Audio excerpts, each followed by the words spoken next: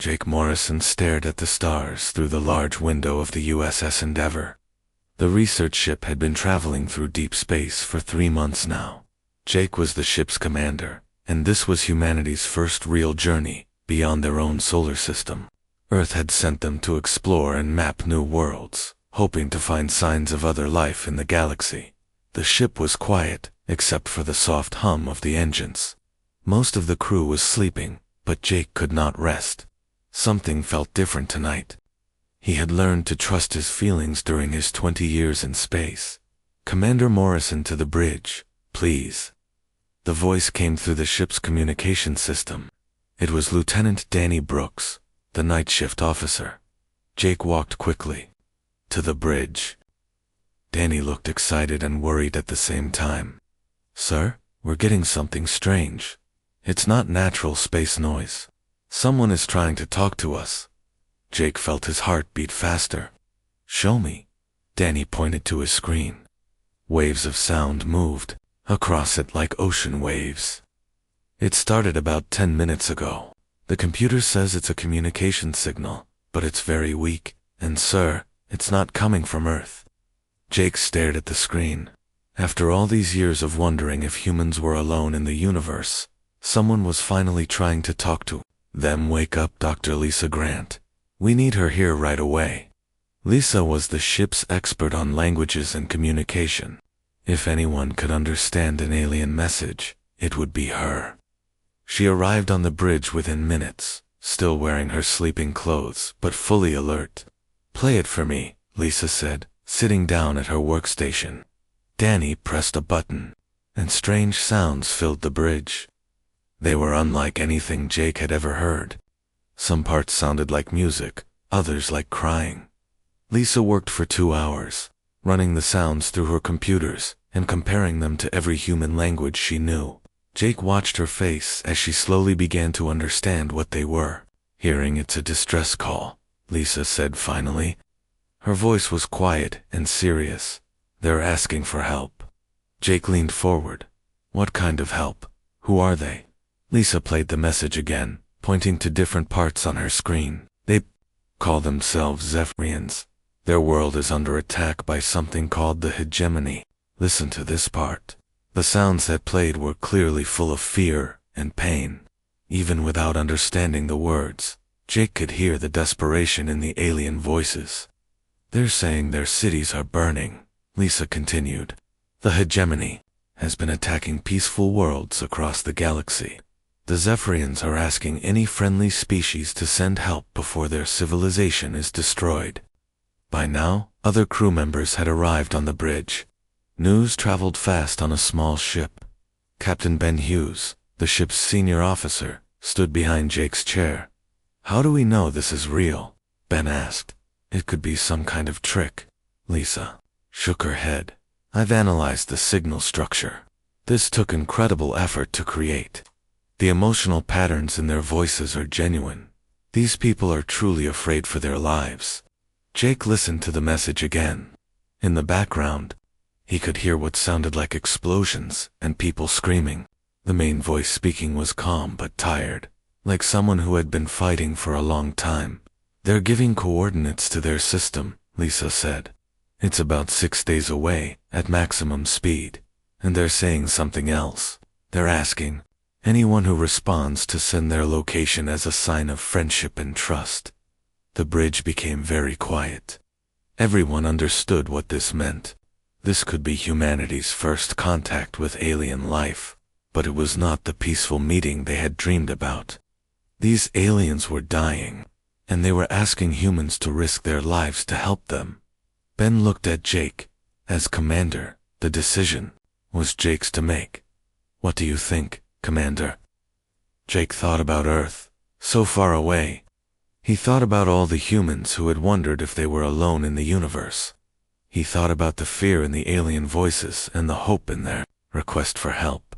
"Send a response," Jake said. "Tell them help is coming." Lisa's fingers moved quickly across her control panel. She had been preparing a response message while they talked. The message was simple but clear. Earth had received their call for help, and humans were coming to assist them. As part of the message, following the aliens' request for trust, Lisa included Earth's location and basic information about human civilization. It seemed like the right thing to do. If these aliens were going to trust humans to help them, humans should trust them back. The message was sent into space, traveling toward the Zephyrian system at the speed of light. Jake felt proud of what humanity was doing. They were showing the galaxy that humans were a species that helped others in need. Now we contact Earth, Ben said. They need to know about this immediately. Jake nodded. The message to Earth would take months to arrive, but they had to send it. This was too important for one small research ship to handle alone. As Jake prepared the message to Earth, he felt excited about the future. Humanity was about to become part of something bigger than themselves. They would be the species that answered calls for help, the ones who stood up to bullies like this hegemony. He had no way of knowing that the message they had just received was not what it seemed. The Zephyrians were not victims calling for help. They were hunters setting a trap, and humanity had just told them exactly where to find Earth. The emergency meeting at Earth's military headquarters had been going on for 6 hours. Admiral Kate Foster sat at the head of a long table, surrounded by the most important people in human government. President Henry Clark had called this meeting the moment Jake Morrison's message reached Earth. "Let me make sure I understand this correctly," said General Frank Moore, head of Earth's ground forces. "We received a distress call from aliens who are under attack." Commander Morrison responded and gave them our location. "And now we're planning to send our entire fleet to help them." President Clark nodded. "That's exactly what we're going to do. This is the most important moment in human history. We have a chance to show the galaxy what kind of species we are." Admiral Foster looked at the star charts on the big screen. The Zephyrian system was marked in red, along with the route their fleet would need to take. "It will take us 2 weeks to get there with our fastest ships. We don't know what we'll find when we arrive. We know they're fighting something called the hegemony," said Dr. Patricia Wells, Earth's top expert on space warfare theory. "If this hegemony is as powerful as the aliens claim, we need to be ready for a real war." The room became quiet. Humans had fought many wars against each other, but they had never fought aliens before. Nobody knew what to expect. "How many ships can we send?" President Clark asked. Admiral Foster pulled up another screen showing Earth's military fleet. "We can deploy 67 combat ships. The USS Sovereign will lead the fleet. She's our biggest and most powerful ship." The USS Sovereign was Earth's pride. The massive ship was 3 kilometers long and carried enough weapons to destroy entire cities. Admiral Ryan Bell, the fleet's best commander, would captain her personally. "What about the other ships?"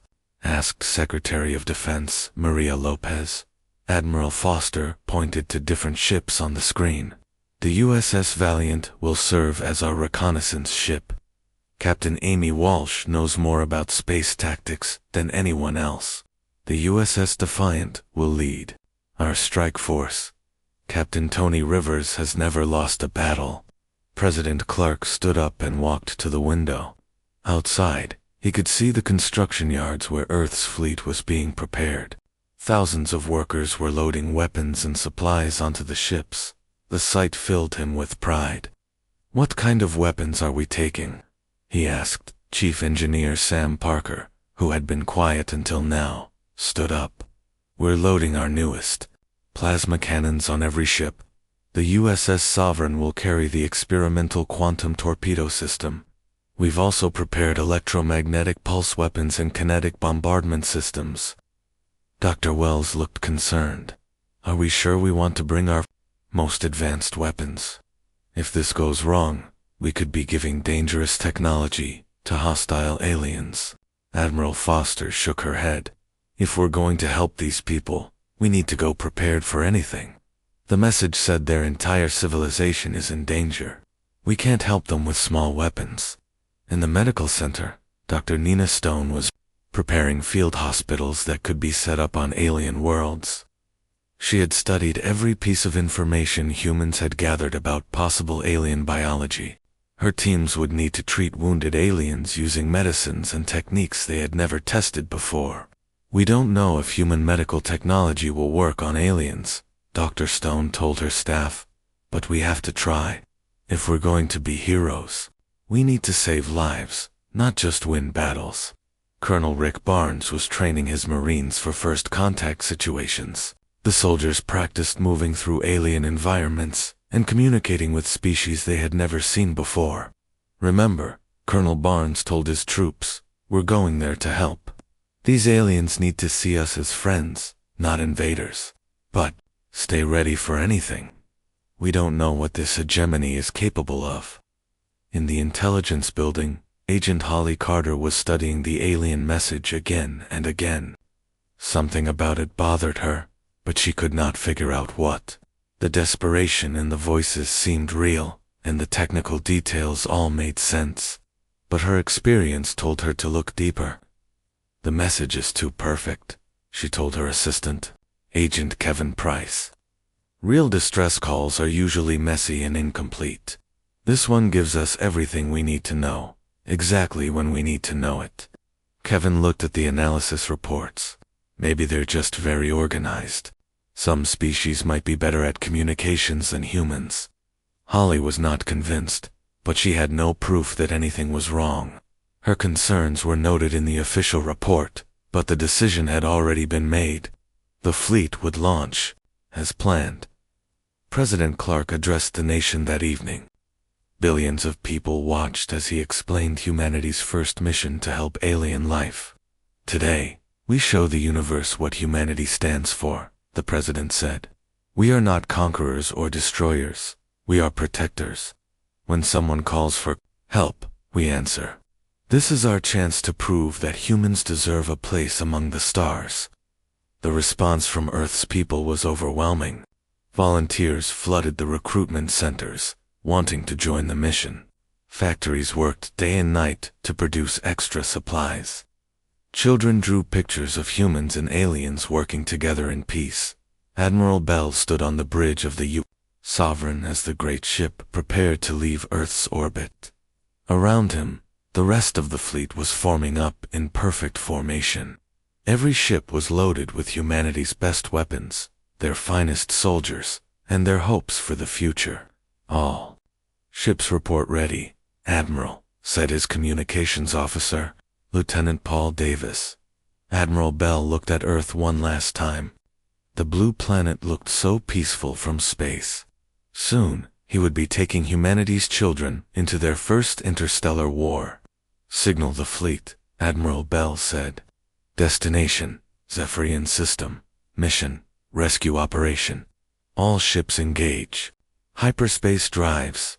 The human fleet disappeared into hyperspace, racing toward what they believed would be their finest hour. None of them knew they were flying directly into the most carefully planned trap in galactic history.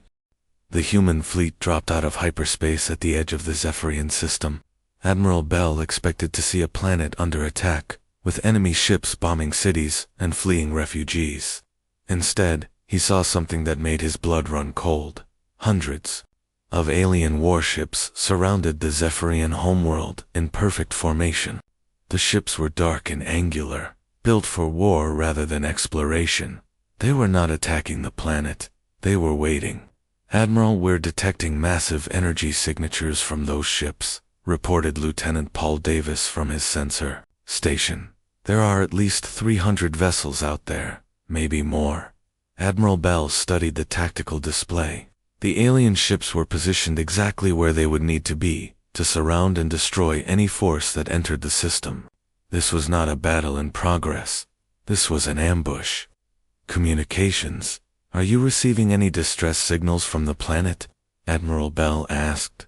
The communications officer, Lieutenant Carol White, shook her head. "Nothing, sir. The planet is completely quiet. But we are getting a transmission from the lead alien ship." The main screen flickered, and an alien face appeared. The creature was tall and thin, with gray skin and 4 eyes. Its expression showed confidence and amusement. not the fear of someone under attack. "I am Warlord Thax of the Hegemony Fleet," the alien said. Its voice was translated by the ship's computer. "You must be the humans who responded to our invitation. Welcome to your destruction." Admiral Bell felt anger rise in his chest, but he kept his voice calm. "Invitation. We received a distress call from the Zephyrians asking for help." Warlord Thax laughed, a sound like breaking glass. "The Zephyrians work for us now. They are very good at pretending to be victims. Your species is not the first to fall for their performance." On the USS Valiant, Captain Amy Walsh was analyzing the enemy formation through her ship's advanced sensors. She had studied military tactics her whole life, and she could see exactly what had happened. "This is Captain Walsh to all ships," she broadcast on the fleet communication channel. "The enemy formation is designed for intimidation and capture, not for defending against attack. They expected us to surrender immediately." Captain Tony Rivers of the USS Defiant was reaching the same conclusion. "Admiral Bell, this is Rivers. These ships are positioned to look impressive, but they've left gaps in their formation. If we hit them hard and fast, we can break through their lines." Warlord Thax was still talking on the main screen, explaining how many species had fallen into this same trap. The hegemony would broadcast the location of destroyed civilizations to other species as a warning. Earth would serve as an example of what happened to those who opposed the hegemony. "You will surrender your ships and accept hegemony rule," Warlord Thax said. "Your planet will provide workers and resources for our empire. Resistance will only make your suffering worse." Admiral Bell had heard enough. He stood up from his command chair and looked directly at the alien on the screen. "Warlord Thax, I have a message for you and your hegemony." The alien leaned forward, expecting to hear terms of surrender. "Go to hell," Admiral Bell said calmly. Then he turned to his crew. "All ships, battle stations, prepare for combat." The response shocked Warlord Thax. In 50 years of using this trap, no species had ever chosen to fight. They always surrendered when they saw how outnumbered they were. "You are insane," Warlord Thax said. "We have 300 ships. You have less than 70. This is suicide."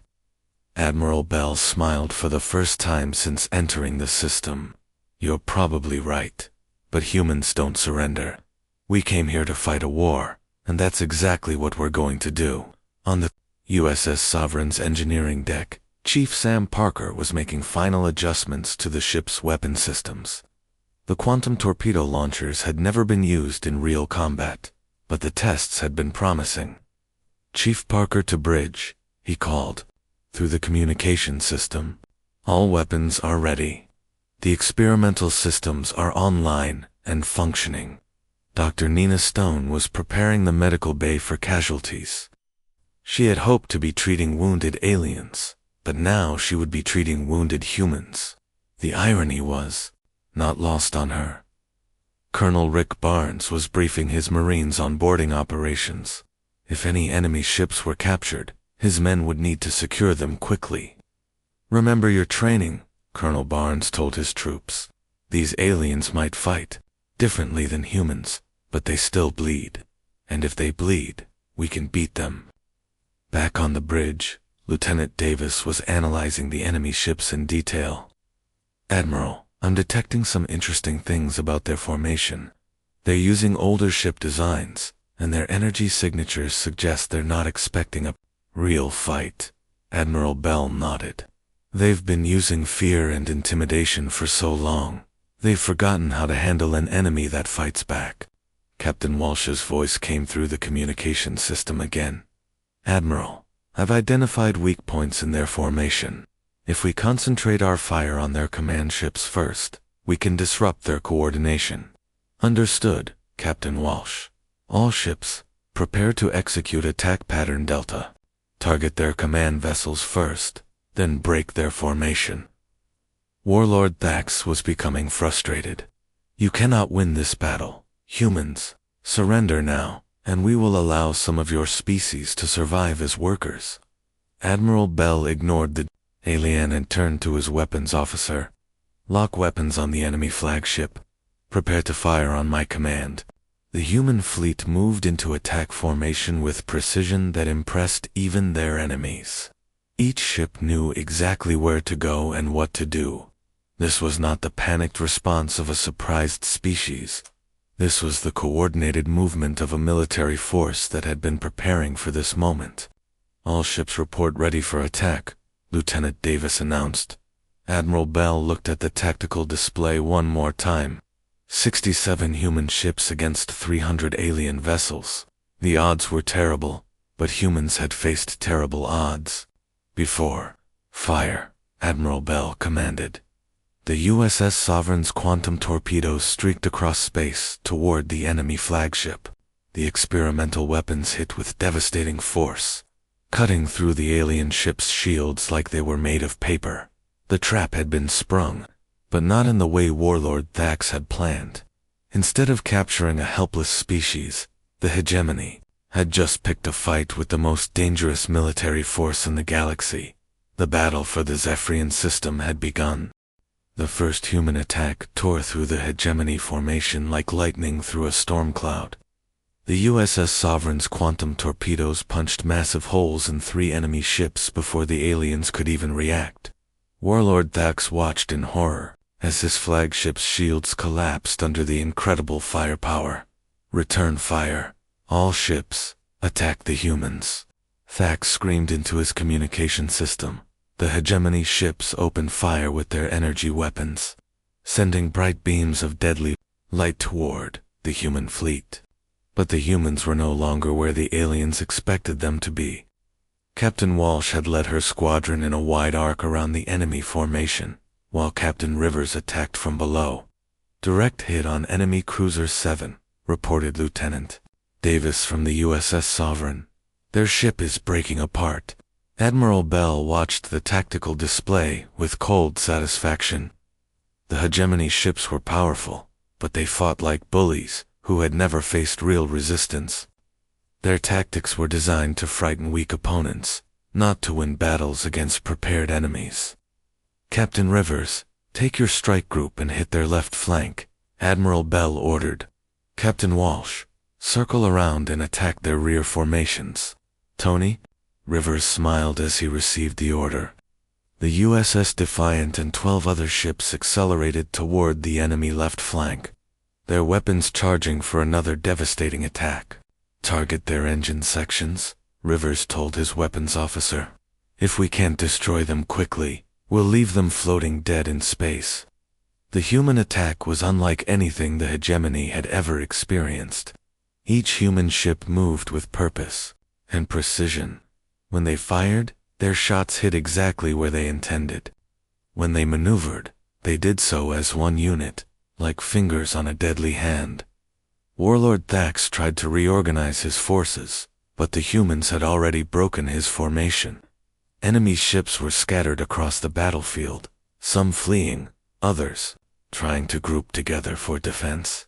"How are they doing this?" demanded Commander Vex, Thax's second in command. "They have fewer ships, smaller weapons. They should be running in terror."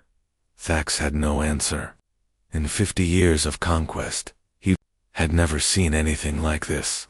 Other species fought for territory, or resources, or revenge. These humans fought like they were solving a mathematical problem, each move calculated for maximum effect. On the USS Valiant, Captain Walsh was coordinating the most complex battle maneuver in human history. Her ship's advanced computers tracked every enemy vessel while predicting their movements. "Enemy formation is collapsing," reported her tactical officer, Lieutenant Mike Turner. "They're trying to retreat to the planet's orbit." "Don't let them," Walsh replied. "Signal squadrons 4 and 7 to cut off their escape route. We end this here." The human ships moved to surround the retreating aliens. What had started as an ambush was becoming a massacre. Hegemony ships tried to flee, only to find human vessels waiting for them. They tried to fight, only to be destroyed by weapons they could not match. Chief Sam Parker watched his weapon systems perform beyond their design specifications. The quantum torpedoes were working perfectly, each shot more powerful than the largest bombs humans had ever built.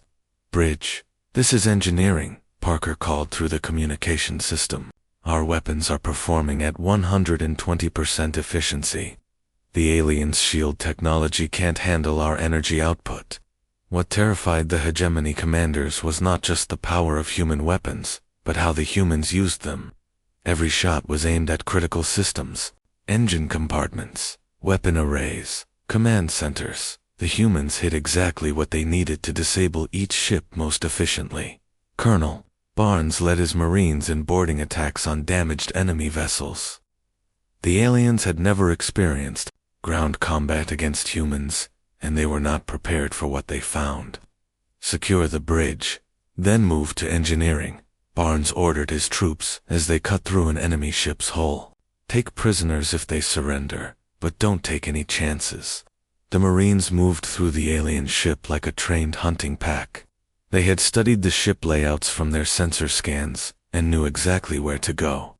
The aliens they encountered were confused and frightened, their formations broken by the speed of the human assault. Dr. Stone found herself treating wounded aliens instead of wounded humans.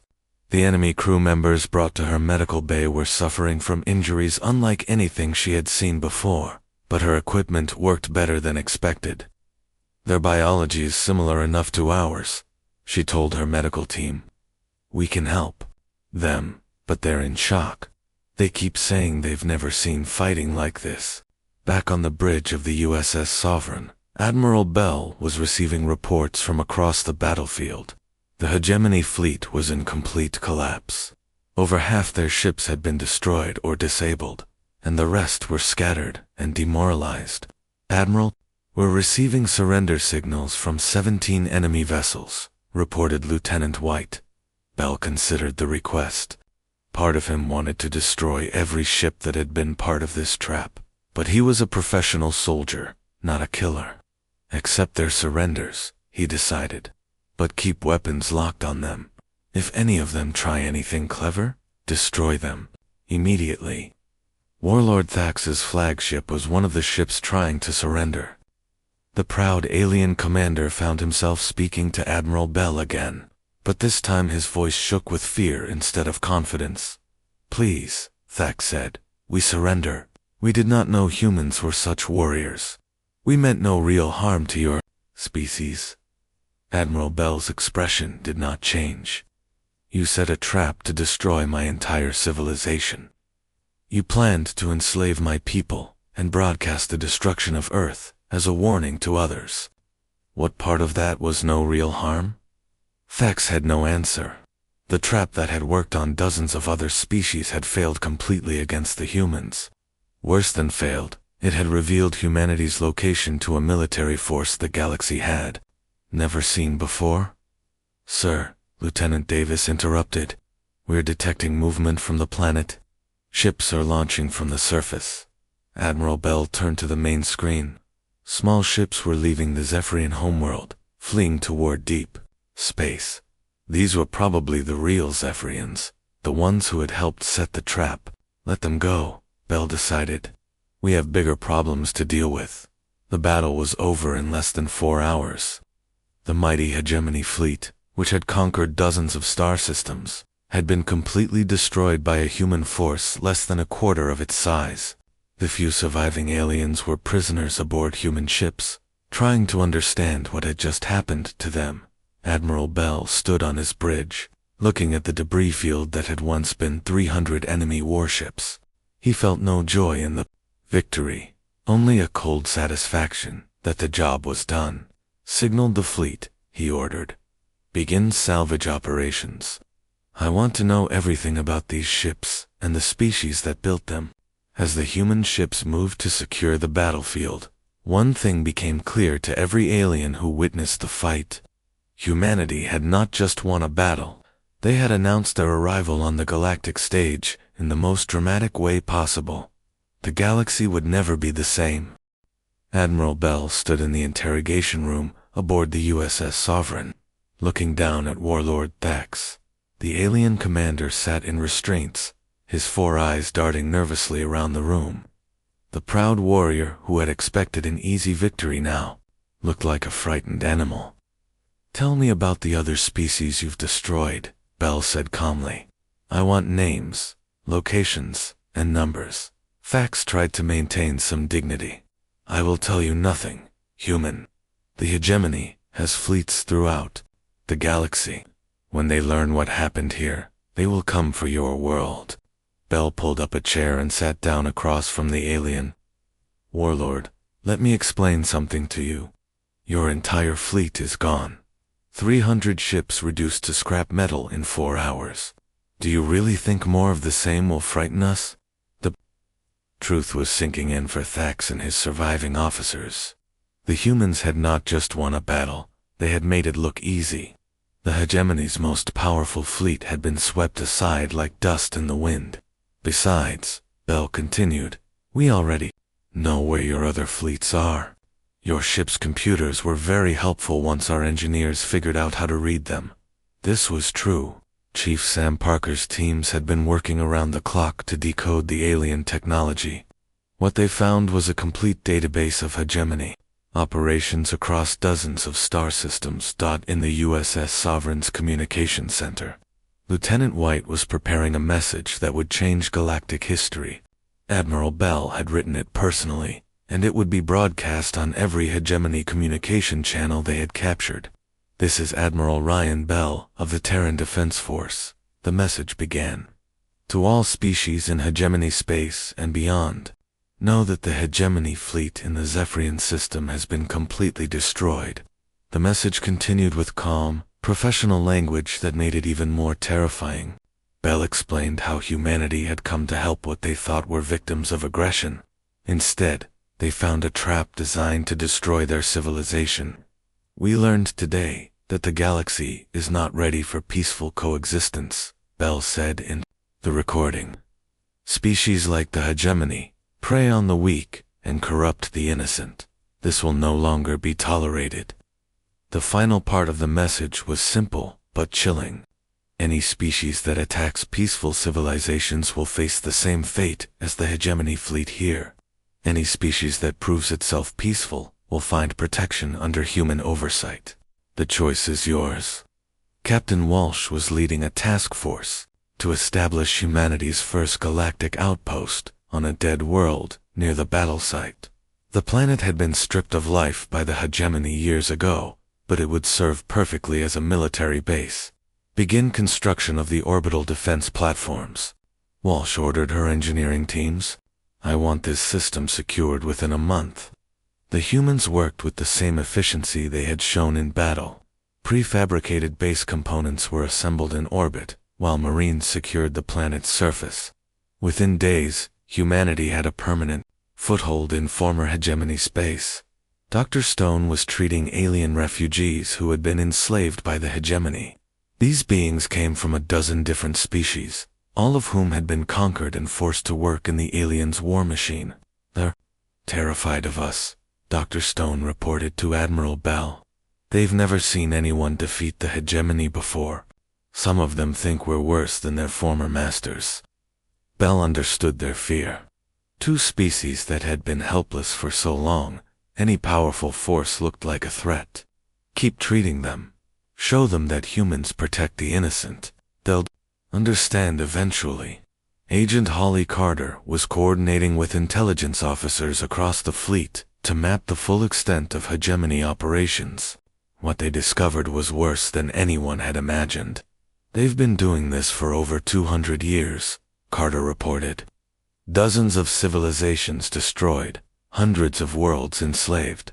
The fake distress call trick alone has killed billions of innocent beings." The scope of the hegemony's crimes made the human officers angry, but it also gave them purpose. This was not just about defending Earth anymore. This was about bringing justice to an entire galaxy. Captain Rivers was leading patrols through former hegemony space, hunting down the remaining enemy ships. Most surrendered immediately when they learned what had happened to Warlord Thax's fleet. A few tried to fight, and were quickly destroyed. The alien ships we're capturing all have the same design flaws, Rivers reported. They're built for intimidation and orbital bombardment, not ship-to-ship combat. Once you know how to fight them, they're not very dangerous. On Earth, President Clark was addressing a joint session of the world government. The news of humanity's victory had reached home, along with the captured hegemony database showing the true nature of galactic civilization. We went to the stars hoping to find friends, President Clark told the assembled representatives. Instead, we found a galaxy ruled by predators and bullies. But we also found that humanity has the power to change that, the president announced. The formation of the Galactic Protection Force, a permanent military organization dedicated to maintaining peace among the stars. Earth would lead by example, showing other species that civilization could exist without conquest and slavery. Jake Morrison, now promoted to admiral, was overseeing the establishment of humanity's first galactic embassy. The building was being constructed on a neutral world that had been liberated from hegemony control. Sir, we're receiving communication requests from 47 different species, reported his aide, Lieutenant Susan Garcia. They all want to establish diplomatic relations with humanity. Jake was not surprised. Word of the human victory was spreading across the galaxy faster than their ships could travel.